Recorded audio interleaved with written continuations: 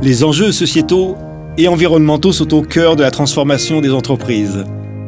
Notre conviction, les entreprises aujourd'hui doivent rendre visibles et lisibles leurs engagements. Bienvenue dans la série Les Engagés. Cette série est consacrée aux marques engagées du secteur de l'assurance. L'assurance a un rôle majeur dans notre société. L'assurance permet aux particuliers, aux entreprises d'avoir une plus grande sérénité, une plus grande sécurité de tous les jours. L'assurance assure, l'assurance rassure. L'assurance est historiquement et traditionnellement engagée et elle s'engage également, nous allons le voir, dans les nouveaux défis de notre société. Nous allons discuter aujourd'hui avec David Pinault, président du groupe IMA. Bonjour David. Bonjour Jean-Luc. Merci de votre présence. Avant de parler engagement du groupe IMA, nous allons ouvrir un petit peu le rideau, si vous le permettez, David Pinault, sur le groupe IMA. L'assistance est une forme d'ange gardien pour ses bénéficiaires, dans l'urgence, mais aussi comme au quotidien. Votre entreprise est née à Niort, il n'y a pas si longtemps que ça, en 1981, à l'initiative de Grande Mutuelle. Le groupe IMA est plus connu sous le nom d'Intermutuelle Assistance. Il est aujourd'hui le premier assisteur français, une activité 24 sur 24, 7 jours sur 7, 365 jours sur 365, avec de multiples métiers, la mobilité, l'habitat, la santé.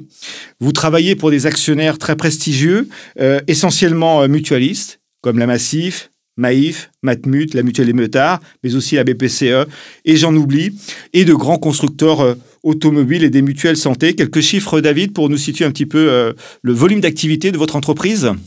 Le groupe IMA, c'est 45 millions de bénéficiaires potentiels. C'est en 2022, 15 millions d'appels reçus, 3 500 000 dossiers ouverts et 1 milliard d'euros de chiffre d'affaires. Et on m'a dit une personne assistée quasiment toutes les 7 secondes. Voilà. C'est faramineux. On va parler de l'assistance. L'assistance est un beau métier, David Pinault. L'assistance en général est un service que les Français connaissent bien.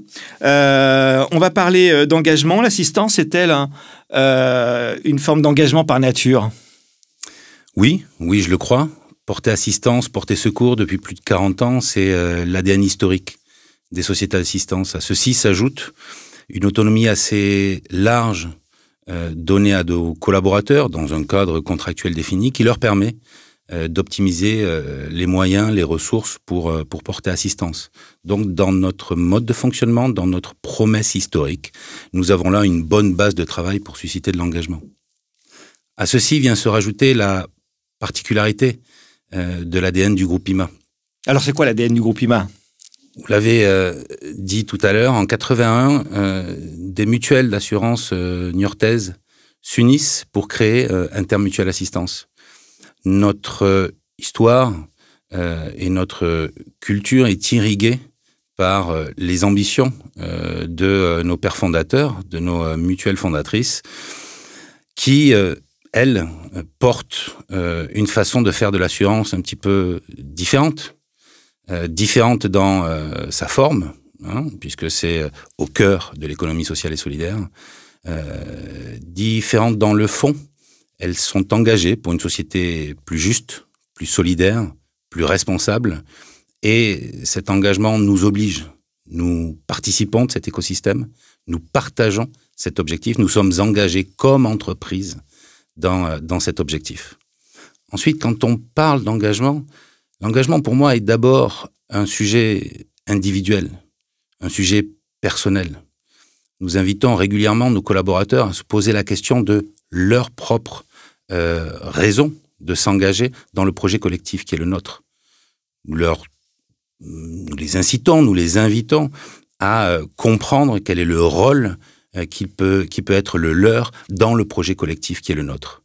Ensuite, la responsabilité des dirigeants, c'est de faire que ce collectif s'engage dans un projet partagé. Et c'est là que nous revenons au sens de la mission, se battre, défendre, développer une société plus juste, plus inclusive, plus solidaire. Voilà ce qui me semble être les bases qui nourrissent l'engagement du groupe IMA et de ses collaborateurs au quotidien.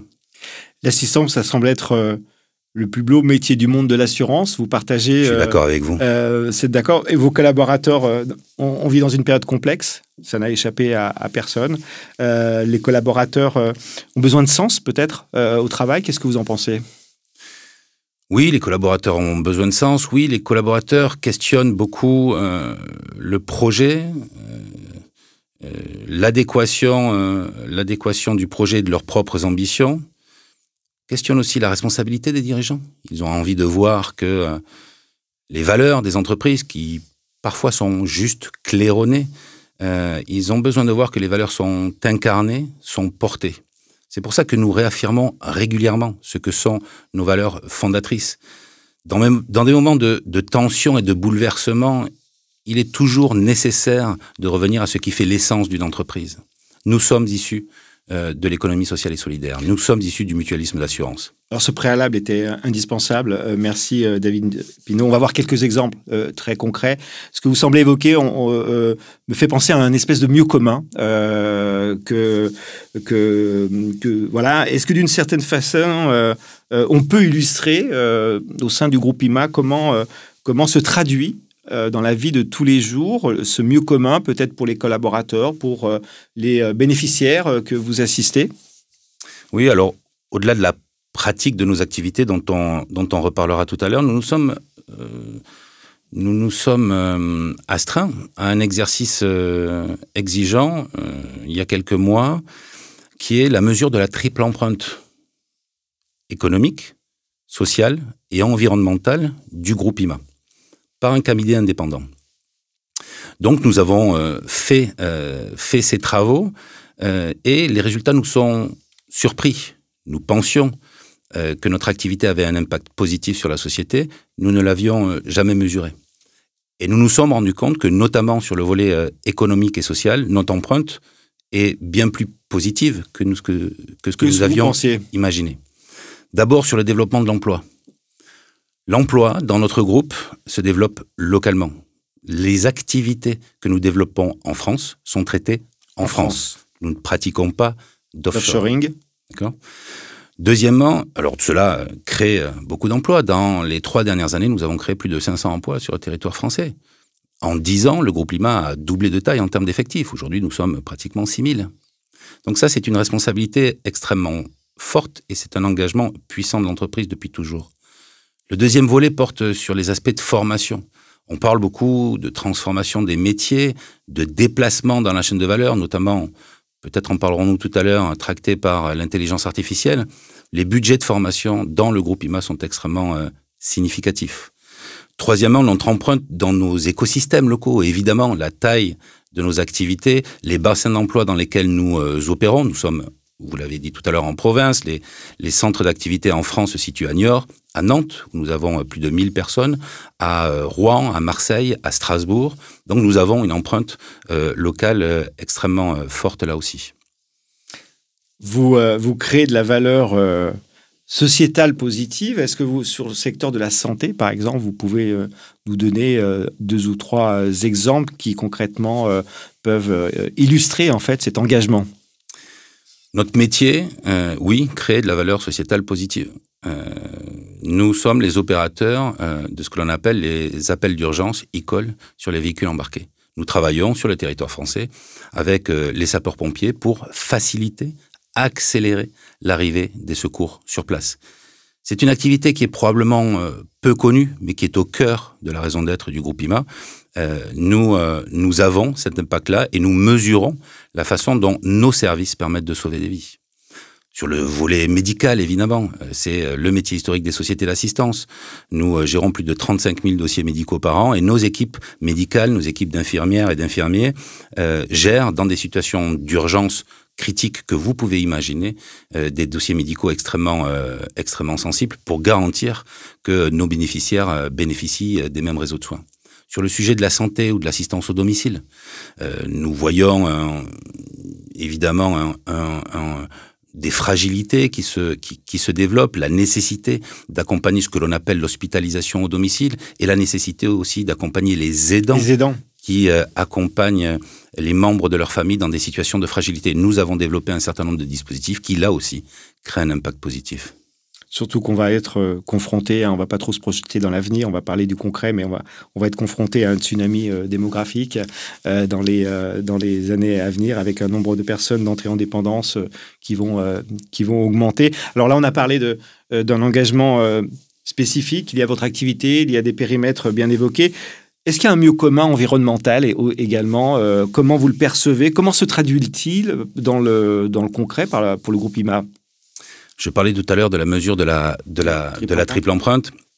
Et donc, il y a le volet environnemental. Le volet environnemental porte finalement sur deux grandes parties. Un, nos émissions directes, notre pratique, donc nos bâtiments, les enjeux du numérique et ce que l'on appelle les achats hors production. Ces sujets-là sont normés. Sur cette partie-là, le groupe IMA a, depuis maintenant quelques années, mobilisé des investissements extrêmement significatifs sur le sujet immobilier et sur le sujet informatique. D'accord. Nous avons pris l'engagement d'être net zéro dès 2025 sur le territoire français et en 2030 pour l'ensemble de nos activités dans le groupe, puisque nous sommes présents aussi sur 8 territoires à l'international. Ça, c'est un engagement extrêmement fort, je le disais à l'instant, qui mobilise des ressources extrêmement significatives. Ensuite, il y a un autre volet qui est ce que l'on appelle les émissions indirectes, qui sont directement liées à la pratique de nos métiers, mais qui dépendent de ce que l'on appelle nos réseaux de prestataires. Là, nous avons... La dépanneuse, par exemple, qui va aller dépanner quelqu'un qui est en situation de difficulté? Oui, 70% de notre activité, c'est de l'assistance automobile. Nous assistons 12 millions de véhicules sur le territoire français. Donc, nous avons une empreinte extrêmement forte. Et aujourd'hui, il n'existe pas de dépanneuse électrique. Donc, nous mobilisons des ressources thermiques pour venir apporter un service qui a du sens, celui de venir dépanner celles et ceux qui sont en panne au bord de la route. C'est un défi. Nous avons devant nous, sur cette partie-là, des émissions indirectes de nos activités, nous avons, nos concurrents, nos partenaires, notre écosystème de prestataires, nous avons devant nous un défi colossal. Vous avez fait le travail en interne, si je puis dire, d'une certaine façon. Il reste peut-être des leviers de progression, mais il reste encore à accélérer un petit peu le processus pour les effets indirects en fait, de votre activité. C'est ça que vous dites? La mesure de la triple empreinte et le bilan des émissions de gaz à effet de serre que nous venons de finaliser nous permettent finalement de fixer un point de repère et un point de départ. Sur nos émissions directes, oui, nous avons fait le travail. Nous sommes en avance d'ailleurs sur les objectifs qui sont imposés à horizon 2030 aux entreprises. Nous n'en tirons aucune fierté particulière. Nous savons que le principal enjeu est devant nous sur nos émissions indirectes qui questionnent plusieurs choses. Ça questionne, la façon dont on va être en capacité avec nos partenaires, nos écosystèmes, nos clients évidemment, nos réseaux de prestataires, à ensemble engager cette transformation. Et le deuxième sujet, c'est, ne nous trompons pas de débat, nous sommes aussi engagés, et j'allais dire surtout en ce moment, dans la défense du pouvoir d'achat de nos bénéficiaires. La transformation, l'électrification du parc automobile français à marche forcée est en train de créer un certain nombre de conséquences importantes, notamment dans le secteur large de la distribution automobile. À horizon 2030, 80% du parc automobile français restera thermique.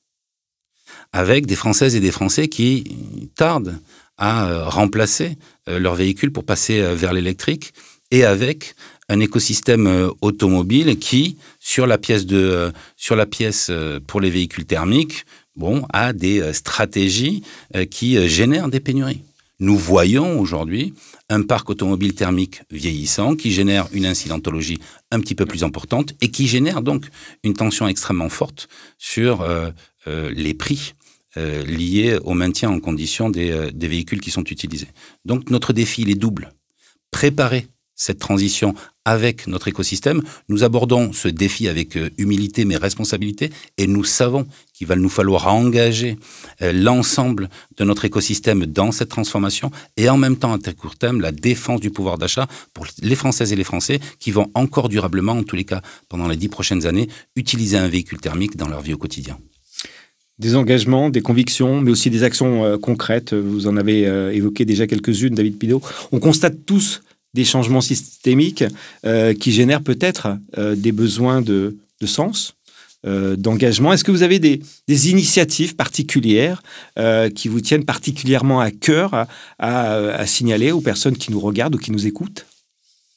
Oui, je le disais je le disais à l'instant, le métier de l'assistance génère cet engagement et cette empreinte sur nos métiers, sur nos activités de façon extrêmement forte. Le groupe IMA est engagé pour continuer à développer ses activités sur les territoires où il les produit.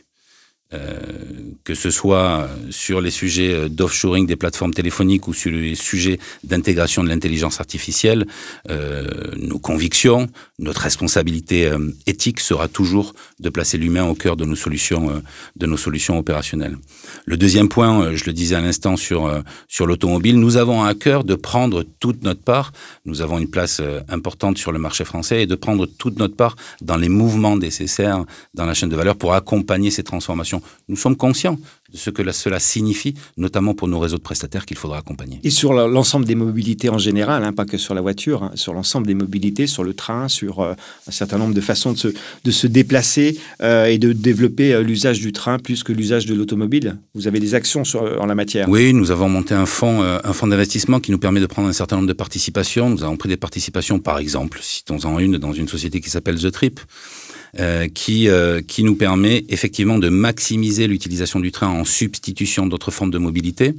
Nous développons aussi des solutions sur ce que l'on appelle le mobility as a service pour exposer à nos bénéficiaires des solutions de mobilité en leur donnant, en partageant avec eux l'impact carbone que les solutions de mobilité que nous leur proposons peuvent avoir pour que eux choisissent aussi en responsabilité les solutions qui leur paraissent les plus efficaces. Donc oui, nous avons un certain nombre d'actions. Nous développons des offres sur ce que l'on appelle les mobilités douces avec nos actionnaires, avec nos partenaires. Nous développons ce que l'on appelle l'économie circulaire.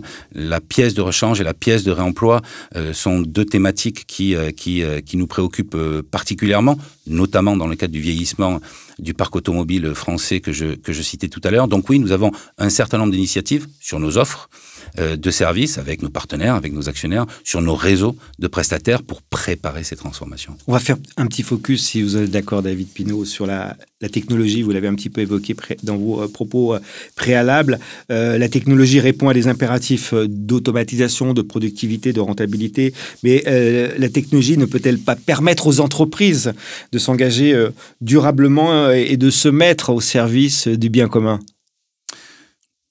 Oui, si on parle d'intelligence artificielle et particulièrement du sujet qui nous occupe tous en ce moment, qui est l'IA générative, bien sûr que la techno joue un rôle prépondérant dans nos modèles.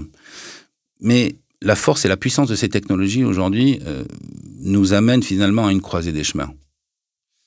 Je parlais tout à l'heure de l'éthique des dirigeants. De la même façon que le groupe IMA n'a jamais pratiqué d'offshore à l'étranger pour aller chercher 10 ou 15 points d'optimisation sur ses frais de gestion, nous n'allons pas utiliser l'intelligence artificielle comme un outil de substitution de nos plateformes d'intervention. Nous considérons que la technologie est essentielle, en ce sens qu'elle donne à ce que l'on appelle nos chargés d'assistance, nos collaborateurs, des informations plus qualifiées, pour mieux coordonner les solutions d'assistance qu'ils opèrent au quotidien. Pour autant, dans notre métier, qui est celui du lien et de l'empathie, c'est la voix humaine qui restera le principal outil de rassurance pour nos bénéficiaires. Nos solutions technologiques existent d'ores et déjà.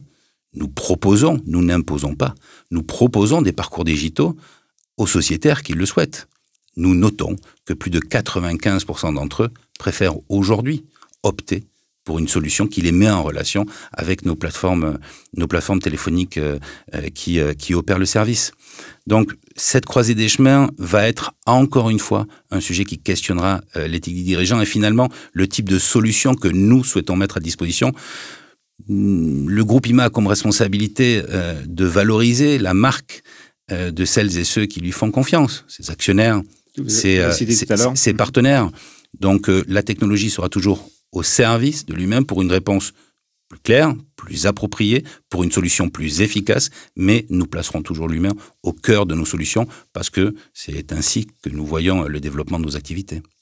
Nous arrivons, David Pinault, à la conclusion de notre échange avec une dernière question sur une opposition éventuelle ou pas entre engagement sociétal et environnemental et performance, efficacité économique. Est-ce que ces deux facettes sont compatibles, engagement et efficacité économique? Non seulement elles sont compatibles, mais elles sont nécessaires. C'est-à-dire la performance économique, sociale et environnementale se nourrissent les uns les autres. Il n'y aura pas, et il n'y a pas de performance sociale sans performance économique. Il n'y aura pas de performance environnementale sans performance économique. Pourquoi? Puisqu'il faut financer ces transformations. Il faut financer notre modèle social et son développement. Il faut financer nos choix qui portent, je le disais tout à l'heure, dans un marché extrêmement concurrentiel, où certains de nos concurrents ne font pas les mêmes choix que nous sur l'offshore, sur l'intégration à marche forcée de l'intelligence artificielle dans les modèles opérationnels. Donc oui, les uns se nourrissent des autres, et je pense que c'est ce qui, on parlait de sens tout à l'heure pour nos collaborateurs, c'est cela qui donne du sens à nos collaborateurs. De voir que finalement, nous cherchons en permanence un alignement entre nos engagements, se battre et prendre notre part au développement d'une société plus juste, plus solidaire, plus responsable, et nos actions du quotidien. Donc la performance économique, sociale et environnementale ne se détachent pas les unes des autres, elles se nourrissent les unes des autres, et elles permettent probablement de démontrer aux collaborateurs, ou en tous les cas de donner aux collaborateurs les moyens d'une réflexion, je le disais tout à l'heure, individuelle, où lui va pouvoir se dire, oui, je sais ce que j'apporte à cette entreprise, je suis aligné avec les objectifs de cette entreprise, et donc je m'y engage pleinement. L'engagement ne se décrète pas, il se suscite, il se génère, et ensuite il charge à nous de le coordonner dans un projet collectif porteur de sens. Et de le vivre au quotidien en cohérence avec vos valeurs fondatrices que vous avez développées tout à l'heure. David Pinault, merci. Merci Jean-Luc. Nous arrivons à la fin de notre entretien, de notre échange. Merci à double titre, merci pour vos engagements et puis merci pour votre sincérité, votre transparence. Nous en avons également besoin de plus en plus. Nous avons vraiment été ravis de vous recevoir et d'entendre les convictions et les actions du groupe IMA, plus connu sous le nom d'Intermutuel Assistance. À très bientôt.